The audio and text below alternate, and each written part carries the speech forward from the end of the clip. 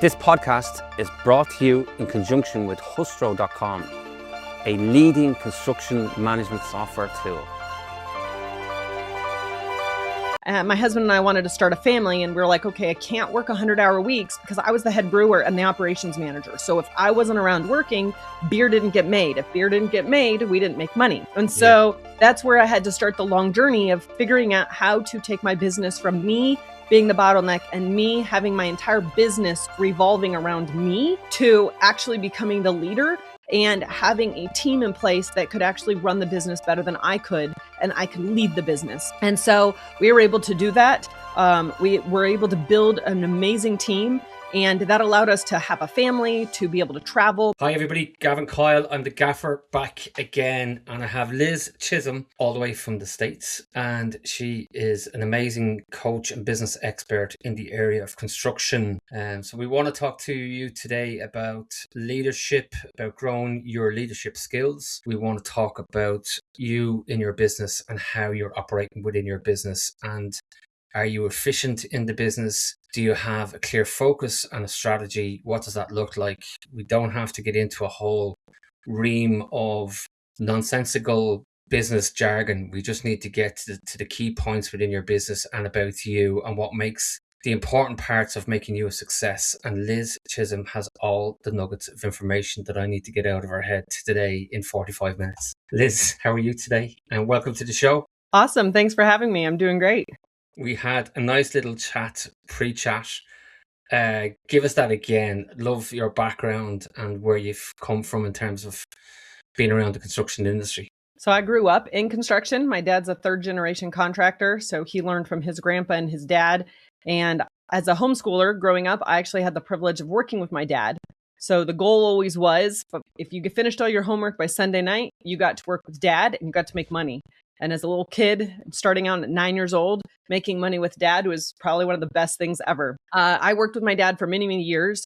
When I was about 14, I started taking over his books. I started doing some of his QuickBooks on one of those big old computers that are now dinosaurs. So I've been in the construction industry, working through finances, working through understanding your numbers and all of that. Fast forward to when I was in my 20s, my husband and I actually started a brewery. So we started home brewing first, and then we started a brewery. And you're probably thinking to yourself, wait, how does this all fit together? So just hold on and I will make it all work together and you'll understand the full loop and how everything is connected in your life. So in my 20s, we started a brewery. We loved it. We made delicious beer. We distributed all over the world.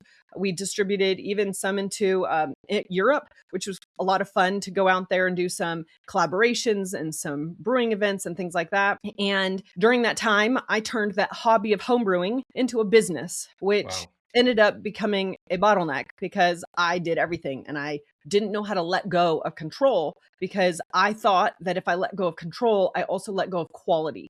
And I also let go of my reputation because I thought nobody could have as high a standards as I did.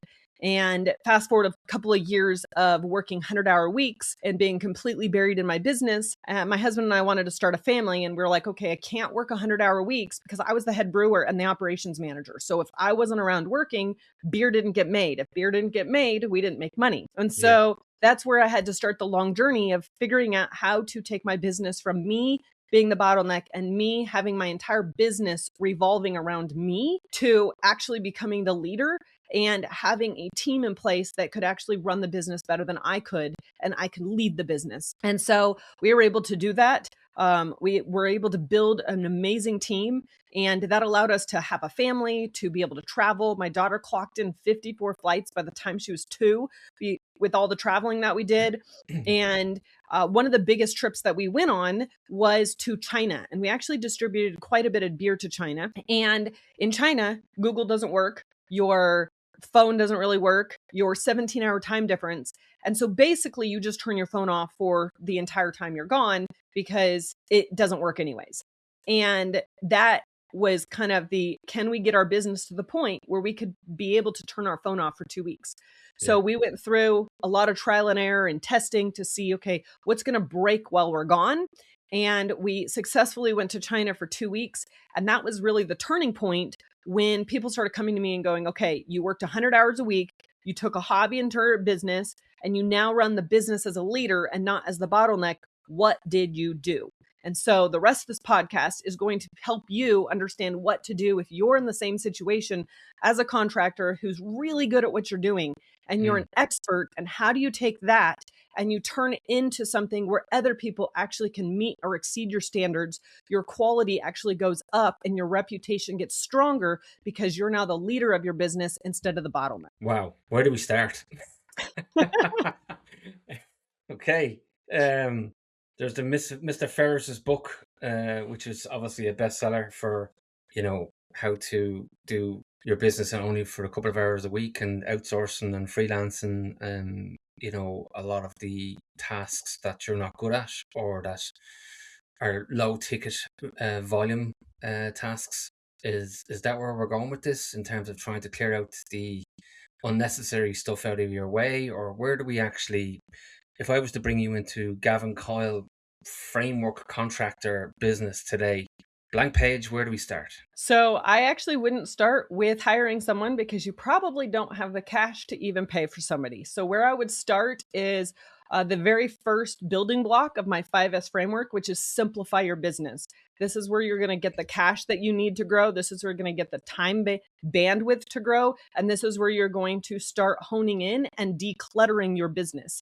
So if you think about your business as maybe like your garage that's probably got way too many things in it and it's probably full of clutter, the first thing we've got to do is pull everything out and get rid of the things that are not serving us anymore, because organizing the clutter or having an extra person in there to organize the clutter is just going to put a Band-Aid on a broken arm. And so a couple of things that you could do literally right now is to do a project audit. This is to look at the jobs you're doing and see which jobs are more profitable.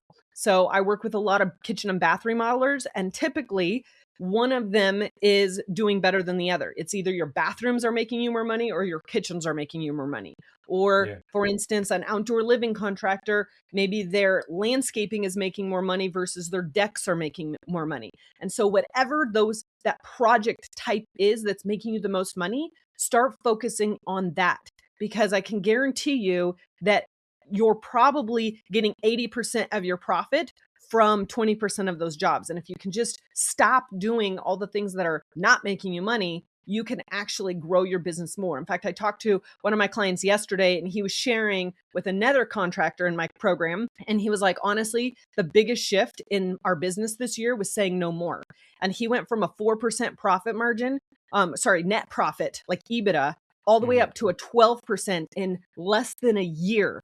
And it was because he said no more than he said yes. And they really honed in on what they were good at and what they could make the most money on it. Now, the next thing that you need to do, because this is going to help you with the jobs that you're going to start doing, but it doesn't actually free up cash right now.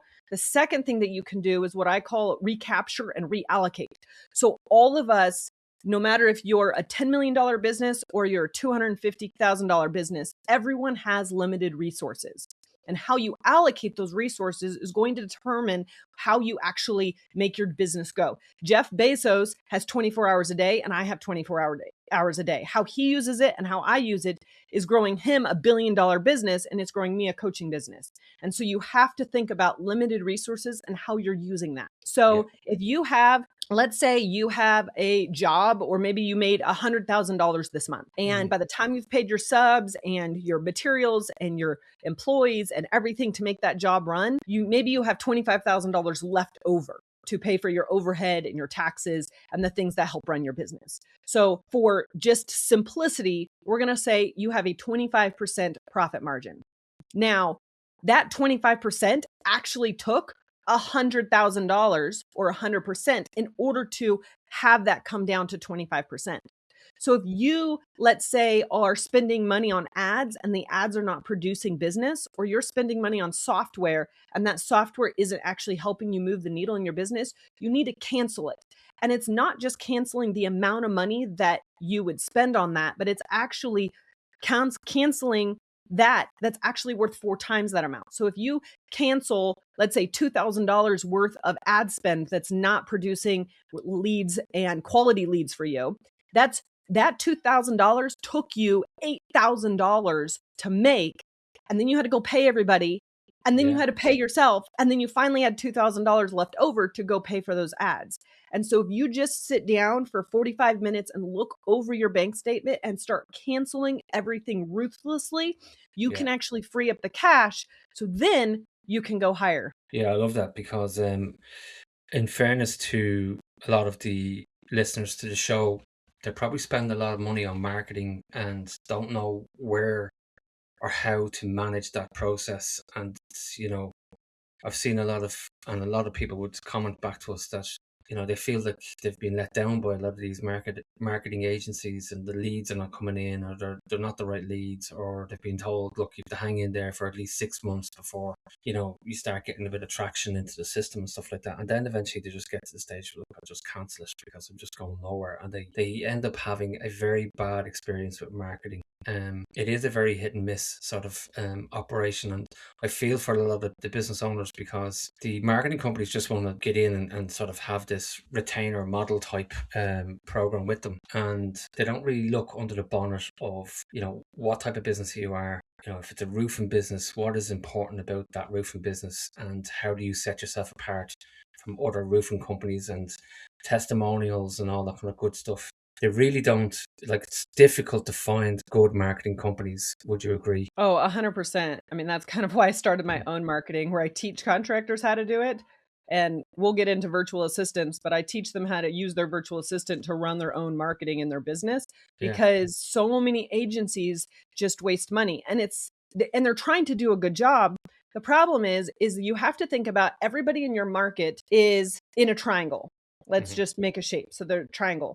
The top 2 to 3%, the very tippy top, is where everyone markets to, which means that your ads are super expensive. And you're Yeah. trying to get somebody who wants a bathroom now, who wants a project now, who wants remodeling now. And that's great for a little bit of cash, but you have to pay so much money to get those people, because everyone is trying to get those people. Yeah. The way I teach it is, yes, we can do those ads because you may need some cash right now. You may need some leads right now. But how do we actually market to the rest of that triangle, the 97 to 98% that build them into so much trust with us Yeah. that they just hire us without even thinking about hiring somebody else, which then we can actually charge what we should be charging, instead Yeah. of everybody trying to race to the bottom to be the cheapest bid to hopefully get the job so that they can keep their guys busy for just another week. Yeah, I agree 100%. It sounds like you're pretty much on the same sort of model that I have myself, which is basically, how do I not employ people? Um, which is not a bad model, but if you want to build out a strong EBITDA of a company, you do need to have a really good operating management team.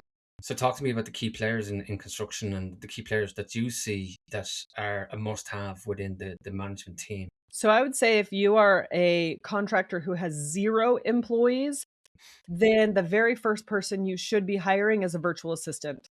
Okay. The amount of leverage you can get by hiring somebody who can just take the admin tasks off your list, help you organize your business in a way that can actually be leveraged, and to do all the little things that you're either doing and are taking up all your time, or you should be doing, but you're not because you're busy doing something else.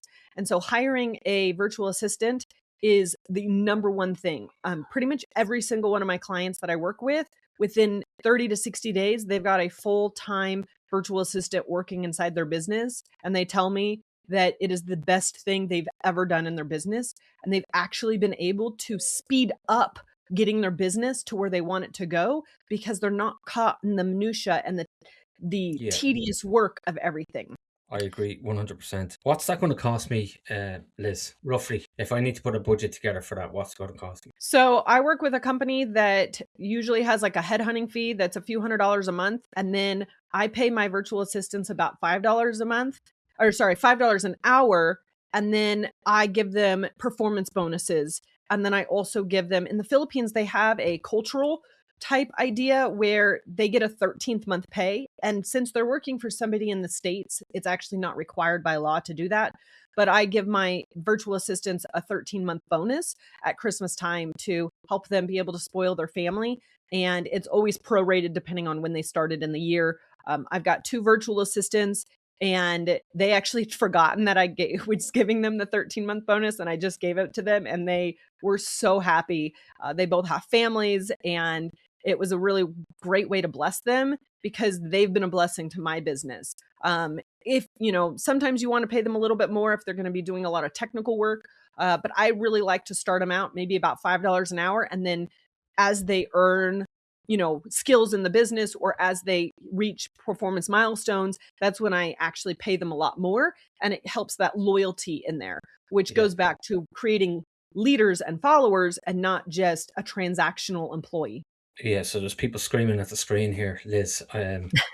You're paying people $5 an hour. How are you getting away with that? That's illegal, and it's not, it's not right to be paying people such a low wage, etc., etc. What's your viewpoint on that? So in the Philippines, about $4.50 an hour is actually what somebody will be paid as a fully licensed college educated engineer. So if you think about that for what it is like here in the States, an engineer is going to get close to $100,000 depending on where you live. So even though you're only paying $5 an hour, you're dealing with a completely different country. So it's actually a really good pay for them. Some of the people, that I have, that $5 an hour is enough to take a vacation, support their entire family, enjoy life, and really have the means to be able to live. And it's not putting them in poverty in any way. Okay, and you're not in breach of any legislation either, because you've offshored this employee status. Yeah, so they're technically independent contractors. And because of the company I go through, and I work with, they handle all the legal stuff. So that way it makes it super easy and super smooth to be able to do that. And then the way I pay them is all legal. In fact, the company I work with actually has friends in legislation and in politics in the Philippines, and they go back there and meet with them on a regular basis. So it's not just I found a random person in the Philippines to work for me. Everything's above board. But at the same time, I can utilize that and leverage that person in my business to really get me to the next place, which is going to help me have enough cash in my business to pay for the next person that you need in your business, which is typically a project coordinator. And a project coordinator is somebody who is maybe not as skilled as a project manager, but they're going to take all the coordination and communication off your plate, because that's usually where you spend most of your time in coordinating subs, coordinating employees, coordinating materials, coordinating time to show up at the job site with the owner's schedule, coordinating how things are happening, handling the schedule. And all of that can be done by somebody else. And it doesn't have to be somebody who's super skilled in construction. They just need to be super organized. And so that's the next easiest position to hire for. And then after that, you can now start hiring the skilled labor inside your business, because you'll have the revenue coming in to pay for skilled labor and skilled carpenters and skilled project managers, and not people who are I love it. they're not quite up to par with your business. No, I love it. Is the project coordinator virtual as well, Liz? Typically, no. Typically, they're on the job site. They're helping with walkthroughs. They're helping with the handoffs. They're really helping with building the relationships. But a couple of the companies that I've worked and helped them get a project coordinator in place, that project coordinator is the one who is really becoming the face of the business with the customer and making sure everything goes through. And actually, in multiple businesses, it's a female that doesn't have any construction background, but they're really organized and they have a really good eye for details. And that is easier to hire for than hiring somebody who is super skilled in carpentry work or whatever the skill is that you need them to be skilled in. So you've just described my business. This is obviously, the podcast is for construction, but you've literally just described my business. So we have a virtual assistant.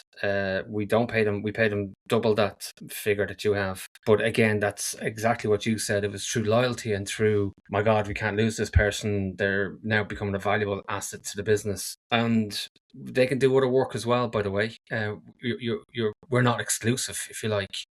So whatever we're paying them an hour, they're probably getting that off somebody else as well. And then they get a guaranteed number of hours from us that we know we need them for within a week. If I have something at the weekends, I can still text them. They're still available. It's just I just can't imagine a business, especially in a small to medium enterprise size business, without that type of a structure. Because if you were to pay somebody, really you're looking at about 30,000 in what we're based in Ireland. So between Ireland and the UK, you could be looking at anywhere around £30,000 or euro to pay somebody to do that role.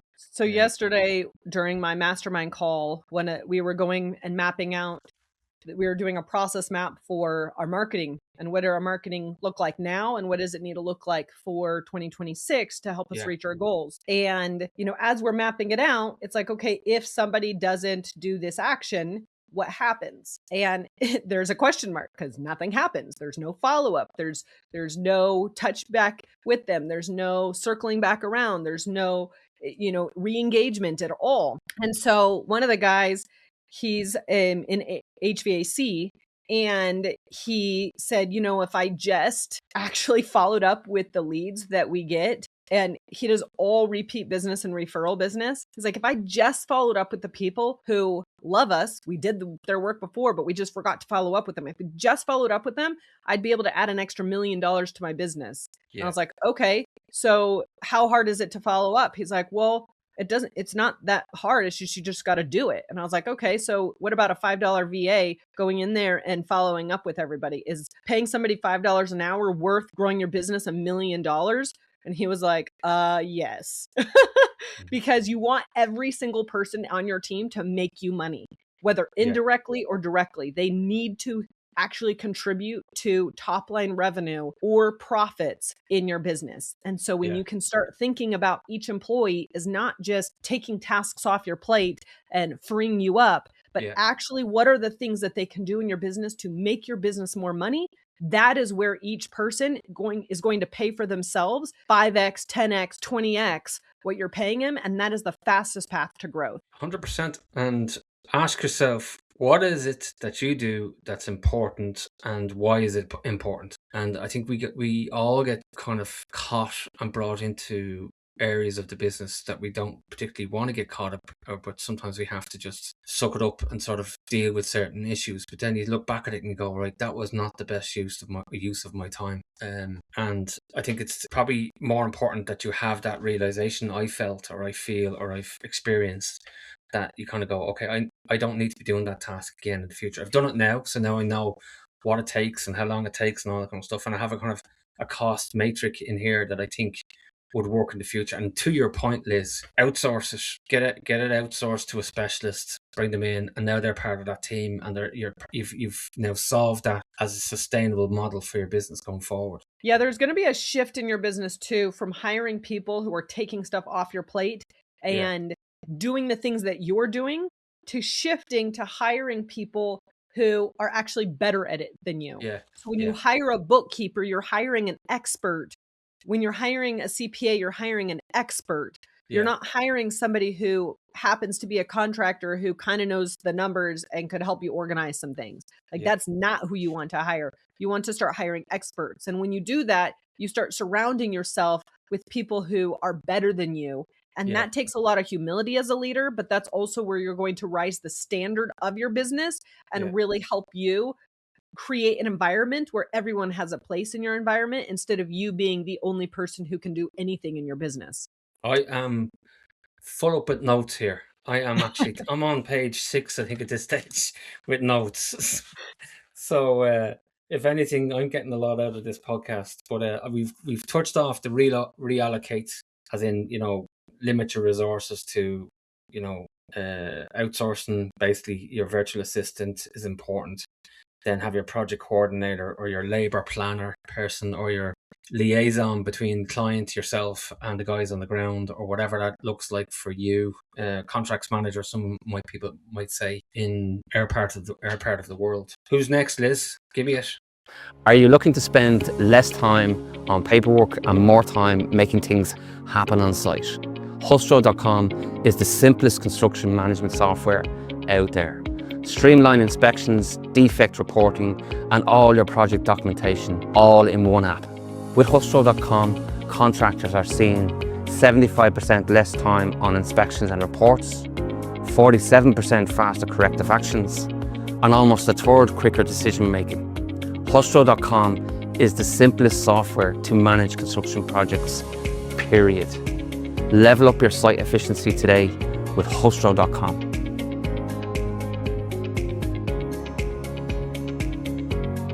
So on the hiring subject, after you've hired a virtual assistant and you've hired a project manager, and I'm assuming at this point in time, you've also got a bookkeeper, because if you don't have a bookkeeper, you've got to know your numbers. Yeah. And that bookkeeper is going to help you be accountable to really reviewing your numbers. Virtual or not virtual? It really doesn't matter. They can be anywhere. There's a lot of online stuff, especially if you're doing QuickBooks online or any of those other online platforms. It's really easy to have a bookkeeper that's, anywhere in the world. And so having, really knowing your numbers and being able to do a forecast and see where your business is going is really important. And then after that, you're going to want to start working on field labor. So this could be a foreman, this could be a carpenter, this could be somebody who's going to be able to do the work. Because even if you do subs, and there's always those little tiny projects in between subs to get the project ready for the next sub. And so there's all these gaps, or showing up and waiting for material to be delivered, or running to the supply store and grabbing something last minute because something didn't come in on time. All of those little things that add up and they take all of your time, but anybody can do it, because in your business, you're not the chief everything officer, the wrong kind of CEO, and you're not the chief errand boy, and you're not the chief knowledge officer where you only know everything and nobody else knows everything. You are the leader of your business. And so you want to hire somebody who can basically be an admin for your job sites. So somebody who can do the work that needs to be done.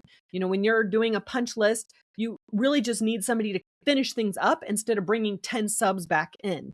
And all of a sudden that ends up landing all on your lap. And then you're running around like a chicken with your head cut off because you're trying to finish up all these jobs. And so really hiring from the bottom and then working your way up. Once you get a few field people in there, then the next one is going to be a project manager to manage the field people. And that's when you can pull yourself out of the day-to-day operations and actually become the CEO of your business. But a lot of times people end up wanting to hire the managers first. And then who are the managers supposed to manage? They end up managing you. And then there ends up becoming friction in your business because you end up becoming their employee because they're the manager. And it does not work out very well in your business. That's interesting you should say that. And sorry for cutting across you again. But I've had people on the podcast here and they've skipped those little bits. They've skipped that project coordinator or that labor planner person, and they skipped the virtual assistant, and they've basically went straight to the project manager. So obviously you might have an office manager, PA maybe, and then you head straight to the project manager. So you basically said no.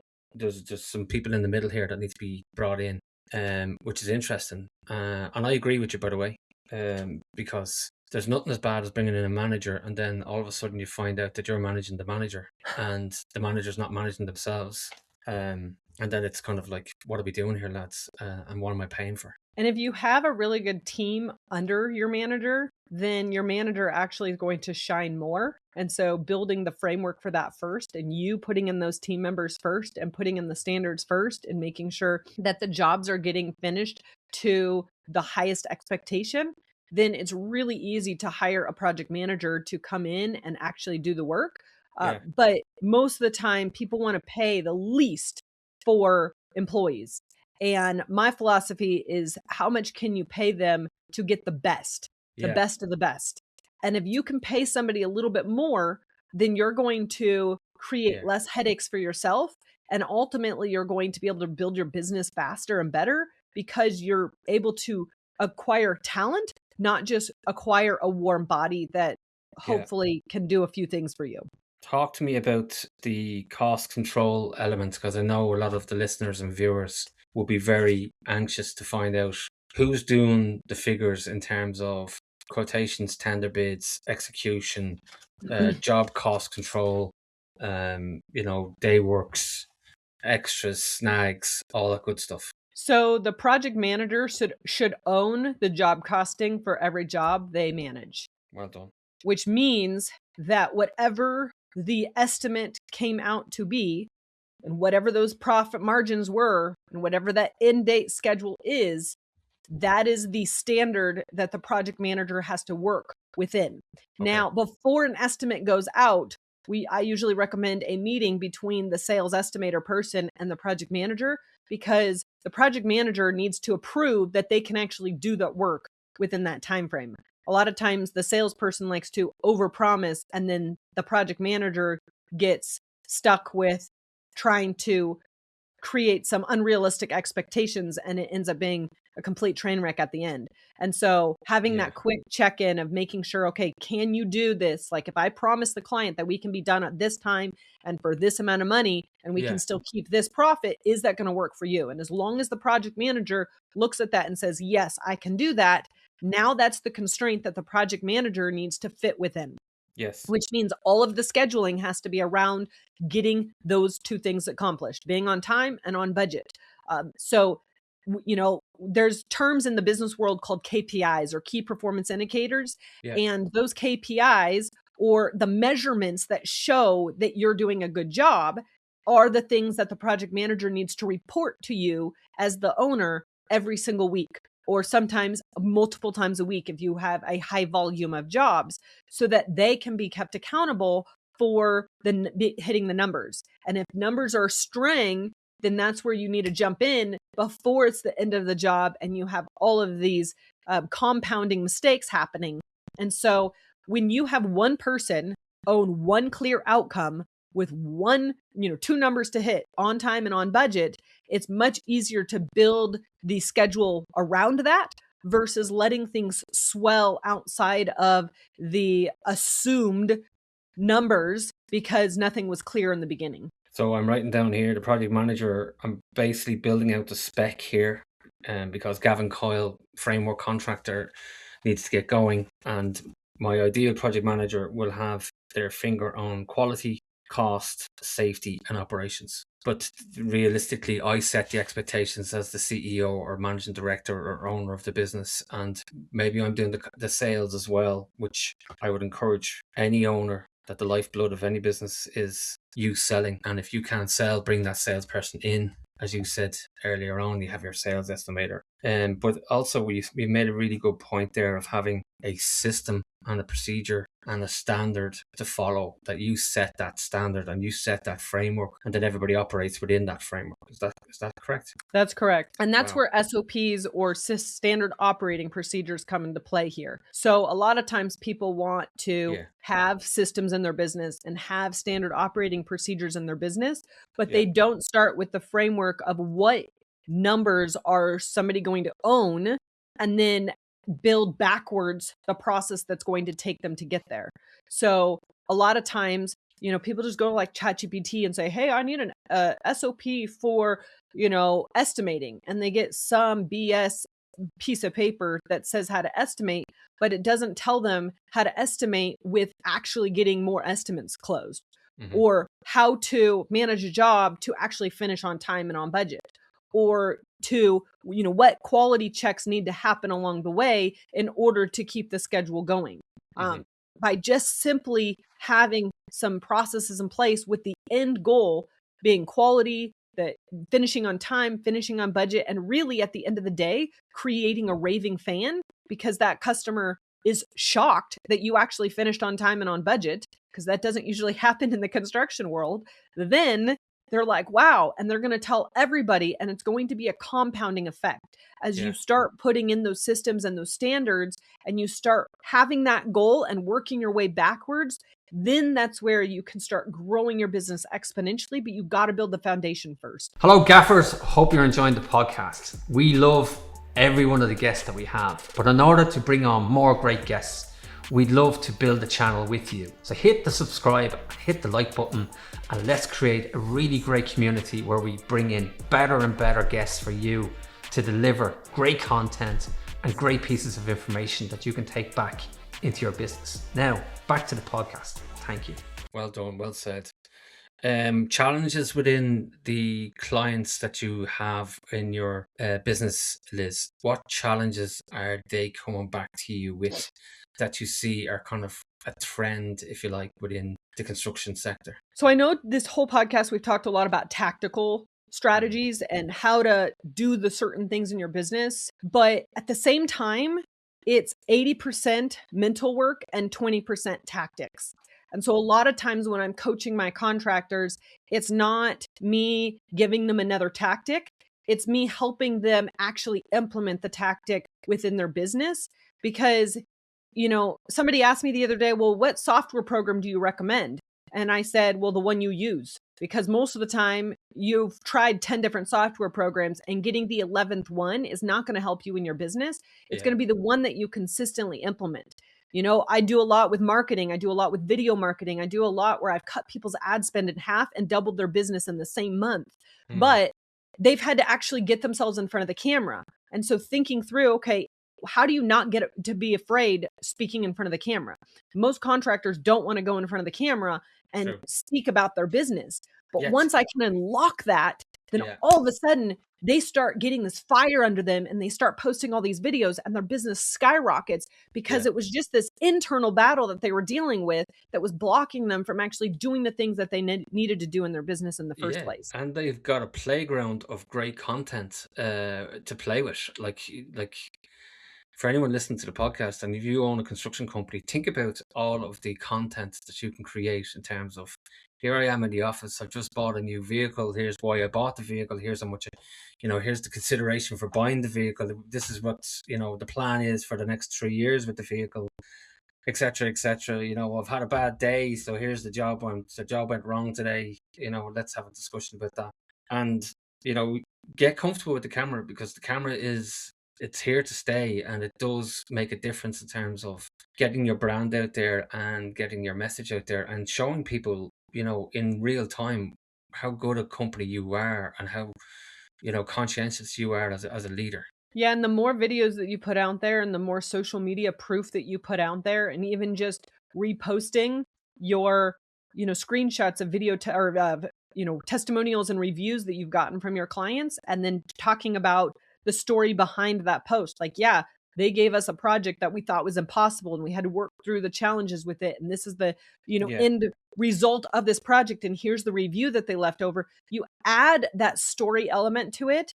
Not only does that help actually create trust in your clients, but social media posts are showing up on the LLMs like ChatGPT, Gemini, Claude, and they're actually being used almost like a blog post. And so, people think, okay, blogging and SEO is really good to show up on Google, but Google searches are gone way down since ChatGPT came out. And so by you actually putting yourself out there and being the marketing expert and being the person who can preach about your business is really going to then have it show up everywhere, which then creates more trust in your business. And that is the last thing that you should delegate to anybody in your business. I mean, you can look at any of these top companies and they are multimillionaires. And guess what? They're still the face of the business because that is the thing that moves the needle the most in their business.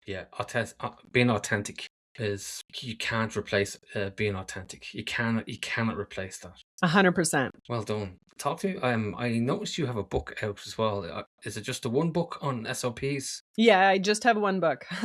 Okay, sounds like it sounds like you have the ability to write 3 or 4 books. By the sounds of things, talk to me about that book. So that book is called SOPs Suck, and the premise of it is basically how to build the structure of your business and utilize and leverage SOPs in a way that's going to help your business. I would say about 99% of the companies I start working with have SOPs or standard operating procedures or pieces of paper that somebody has spent thousands of dollars creating or hundreds of hours creating. And all they do is create more chaos and collect dust on the shelf.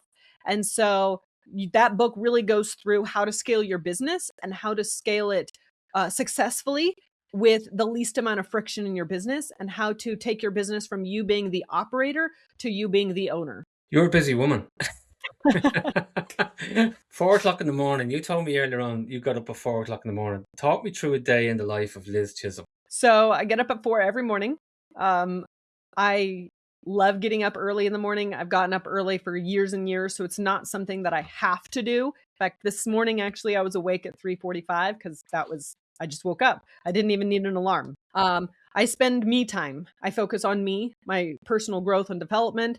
So that includes reading, podcasts, doing a workout, making sure I've got my nutrition dialed in. And then I usually text back and forth with my clients because they all have the privilege of being on WhatsApp with me. And I'm in Mountain Time and they're in Eastern Time. So usually about that time, they're all in their business because they're a couple hours ahead of me.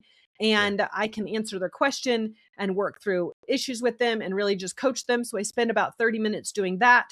Then I dive into the deep mental work that it takes to run my business. And how do I do the hard thinking work or the content that I want to create, or what videos do I want to shoot, and that type of thing. Something where I don't need any distractions around. Once I finish that work, that's usually when my kids wake up and I do breakfast with them. I have 3 beautiful children. I homeschool them. So I'm also a full-time mom and a full-time homeschooler. So that means doing math and letters and reading, all the things in between. And then while they're taking a break, I go switch back to work and I usually clock in a few more hours. And then it's back to family time for the rest of the evening. I'm in business with my husband. So there's obviously conversations throughout the whole day around business and marketing. And then usually we wrap up the evening with some more reading or reflection, and kind of setting our tone and our pace for the next day. So that way we are going to bed with our intentions set for the next day, and we repeat every single day. Okay, so if I take Liz out of this business, is your husband well equipped? And I'm not saying he isn't. And is the business well equipped to be a success without Liz in it? That is the goal of 2026. It's not easy, is it? Nope. No. To try and extract yourself truly out of the business, or to put yourself into roles that actually make an impact. So is your goal to scale this business and franchise it, or is it to bring on more coaches and be the miniature version of Liz all around the country, or what's your plan? So my ultimate goal is to have coaches underneath me that are contractors and have them help with spreading the message, spreading my frameworks, and really coaching. There's several in my program right now that have stepped up to the plate and have helped in various ways. So it's just a matter of time before they become, coaches within my business. The next level is to start coaching on a more leadership aspect versus a systems tactical aspect, and to be speaking all over the country and really affecting a lot more contractors, because this frameworks are simple. The business basics are basic. It's knowing how to implement in your business and how to create repeatable results that becomes challenging, but having the right environment where you have those aha moments. And it's not just a course where you kind of zone out, but you're actually engaged is really where the change happens. It doesn't necessarily happen because I'm the one who said something powerful. It's because the community collectively has created that environment of engagement where you actually realize your full potential. Well done. Well done. I am going to throw a few curveballs at you, if you don't mind, Liz. Bring it on. Bring it on. Knowing what you know now, what would you do different in life? Say no to more things. Okay. It's so easy to say yes because you think it's going to move you forward, but really the secret is into having bumpers like in bowling, and make those bumpers super strong. So that way you're always going to hit the target. And a lot of times those can get blurred. And so saying no more is really where I struggle, because I'm very capable. And so it's easy to just be the answer and to be the person who can do it, instead of thinking, well, instead of me doing it, what can be done, or who else can do it for me, or how can this be done easier without me utilizing my precious, valuable resource that I can never get back, and that's my time. Well said. Well said. A favorite book or movie, or both, Liz? So my favorite book as of late has been The 6 Types of Working Genius. It's a very easy read. It's by Patrick Lencioni. And in that book, he describes the 6 types of geniuses or people with superpowers that you need to complete every single project. And every single person has 2 geniuses, 2 competencies, and 2 frustrations. And if you can build your team around everyone working in their genius, your productivity and efficiency can actually skyrocket and go through the roof. And so I actually got certified as a facilitator with them so that way I could implement it into my coaching in a more effective way. And it has been amazing to see the results of just understanding who you are and then where does that fit into your business. Because I'm all about frameworks. I'm all about having a roadmap. I'm all about having the ideas that you can, the structure that you can fit yourself into. But I'm not all about turning you into me. I'm not all about becoming a cookie cutter contractor that looks like the next contractor. You have your unique gifts and abilities, and you have your own geniuses. And how do we let that shine in your business and then hire everything else out? And that's going to look different for every single person. And so really helping them to understand who they are and then also have their team take it so that they understand, wow, you're really good at this. Let's just shift your role a little bit to fill this gap in our business instead of me trying to fill that gap. And you'll be able to create a much more successful, cohesive, coherent business model with all the people in place instead of just, oh, this is a title, this is a responsibility, you're a warm body, and I'm going to put you in this position. But really thinking about it strategically and building your organizational chart from that mindset. 6 types of, what was it again? Working Genius. 6 Types of Working Genius by Patrick Lencioni. He's written quite a few business books. He's written The Advantage. He's written The 5 Dysfunctions of a Team, which is probably one of his most popular books. But the 6 Types of Working Genius is definitely one of the most popular that he's put out. And then there's also an assessment that you can take to really see like, okay, well, what am I? And I think it's only about $25. So it's not an expensive assessment, but it is so valuable to really understand what are your frustrations and how do you work with others to really build the business that works for you and your values and who you are instead of trying to build a business that's like everybody else. I love it. I'm that's my read for over the Christmas period, the Christmas holidays. I can guarantee you that. Liz, well, then you'll have to let me know what you think after you finish reading it. I will. I'm excited to read it actually. LizChism.com. So LizChism for mother.com. That's the website. Yep. So if someone wants to contact you, Liz, what's the best way to do it? So I am in the DMs on both Facebook and Instagram. So if you want me personally chatting with you, then you can pop in on my Instagram channel, which is Liz_Chism, or you can find me on Facebook at Liz Chism. And either way, send me a message and I'd love to connect. And by the way, and I said this to you already, your website is absolutely very well put together, very smart, very easy to read, really good content there. Liz, I have to say, you are full of energy. For somebody that gets up at 4 o'clock in the morning or 3:30 in the morning, it's a credit to you. And I can see why people would be attracted to using you for their business to scale and to help them move the business forward. Because you're all in. You're just all in. And it comes across very much.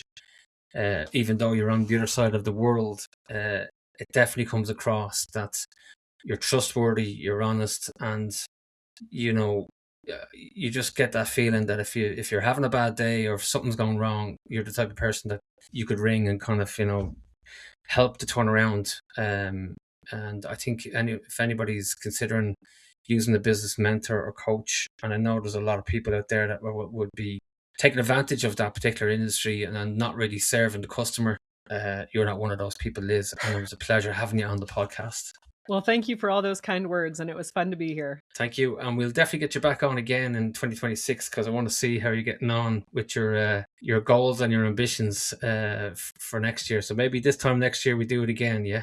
Sounds like a plan. I'll have my VA coordinate with your VA, and they'll figure it all out for us. They'll figure it all out. Thanks very much, guys, and thanks very much, Liz. We'll see you again in the future.